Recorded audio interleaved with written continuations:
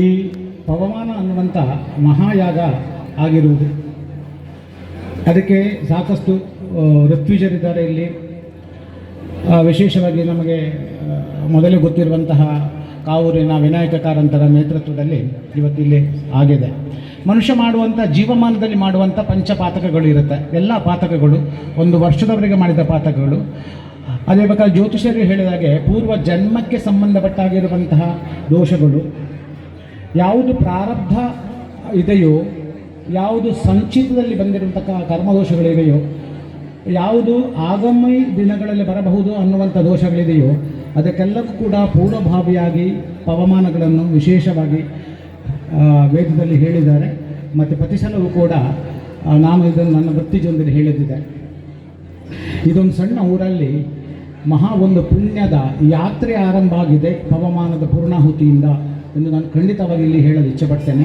ಈ ಊರು ಮತ್ತು ಊರಲ್ಲಿ ಧಾರ್ಮಿಕತೆ, ಇಲ್ಲಿಂದ ಧಾರ್ಮಿಕ ಪ್ರಜ್ಞೆ, ಅದೇ ಪ್ರಕಾರ ನಮ್ಮ ಭವಿಷ್ಯತ್ ಕಾಲಘಟ್ಟದಲ್ಲಿ ನಮ್ಮ ಮಕ್ಕಳಲ್ಲಿ ಒಂದು ಪುಣ್ಯ ಸಂಪಾದನೆ, ಮಕ್ಕಳಲ್ಲಿ ಧಾರ್ಮಿಕ ಜಾಗೃತಿ ಈ ಪವಮಾನ ಯಾಗದ ಮಂತ್ರಗಳಿಂದಲೂ ಹೋಮ ಸಂಪಾದಗಳಿಂದಲೂ ಹುತಭಸ್ಮದಿಂದ ನಮಗೆ ಸಿಗುತ್ತದೆ. ದಯವಿಟ್ಟು ಹೋಮದ ಹುತಭಸ್ಮವನ್ನು ತಗೊಂಡೋಗಿ ನಿಮ್ಮ ಮನೇಲಿ ಇಟ್ಕೊಳ್ಳಿ.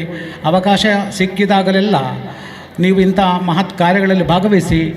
ಆರಂಭವಾಗಿರುವಂಥ ಭಾರತೀಯ ಸನಾತನತೆಯ ದೊಡ್ಡ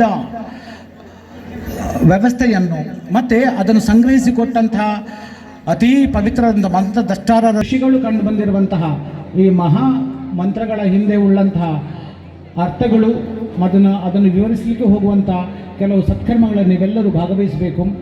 ಇನ್ನೂ ಸಾಕಷ್ಟು ಮಾತಾಡಬಹುದು. ಯಜ್ಞದ ಹೊತ್ತಲ್ಲಿ ನೀವೆಲ್ಲ ಪಾವನ ಮತ್ತು ಪುನೀತರಾಗಿದ್ದಿರಿ. ಇಲ್ಲಿಯ ಸ್ಥಳಾವಕಾಶ ಕಮ್ಮಿ ಇದ್ದರೂ ಕೂಡ ಈ ಭಕ್ತಾಂಜನೆ ಭಜನಾ ಮಂದಿರದ ವ್ಯವಸ್ಥೆಗಳಲ್ಲಿ ಎಲ್ಲ ವರ್ಗದ ದಂಪತಿಗಳನ್ನು ಕೂತುಕೊಳಿಸಿ ಯಜ್ಞ ದೀಕ್ಷೆ ಕೊಟ್ಟದ್ದು ಕೂಡ ಇದು ಬಹಳ ವಿಶೇಷ ಮತ್ತು ಶ್ಲಾಘನೀಯ. ಮತ್ತು ಇದಕ್ಕೆ ಸಹಕರಿಸಿದ್ದಾರೆ ನಮ್ಮ ತೆರೆಮನೆಯಲ್ಲಿ ನಿಂತಹ ಪ್ರಕಾಶ್ ಅವರು, ಅದೇ ಪ್ರಕಾರ ಪುಳಿಂಚ ಶ್ರೀಧರಣ್ಣ, ಅದೇ ಪ್ರಕಾರ ಸಂದೇಶ್, ಸತೀಶ್, ಗಣೇಶ್, ಹೀಗೆ ಒಂದಷ್ಟು ಜನ ಒಂದು ಸಾಗರೋಪಾದಿಯಲ್ಲಿ ಇದಕ್ಕೆ ಸಹಕರಿಸಿದೆ. ತಾಲೂಕಿನಾದ್ಯಂತ ಇದಕ್ಕೆ ಬೇಕಾದ ಧರ್ಮ ಜಾಗೃತಿಗಳನ್ನು ಬೆಳೆಸಿದೆ. ಮತ್ತು ಇಲ್ಲಿಂದ ಆರಂಭವಾಗಿರುವಂಥ ಈ ಪವಮಾನ ಮಹಾಮಂತ್ರದ ಒಂದು ಪುಣ್ಯ ನಿಮ್ಮ ಹೃದಯಗಳಲ್ಲಿ ನಿರಂತರವಾಗಿ ಧ್ವನಿಸಲಿ, ಅನುರಣಿಸಲಿ, ಅದು ರಿಂಗಣಗೊಳ್ಳಲಿ ಎಂದು ಹಾರೈಸಿ ನನ್ನ ಎರಡು ಮಾತನ್ನು ನಿಲ್ಲಿಸ್ತೇನೆ. ಧನ್ಯವಾದ.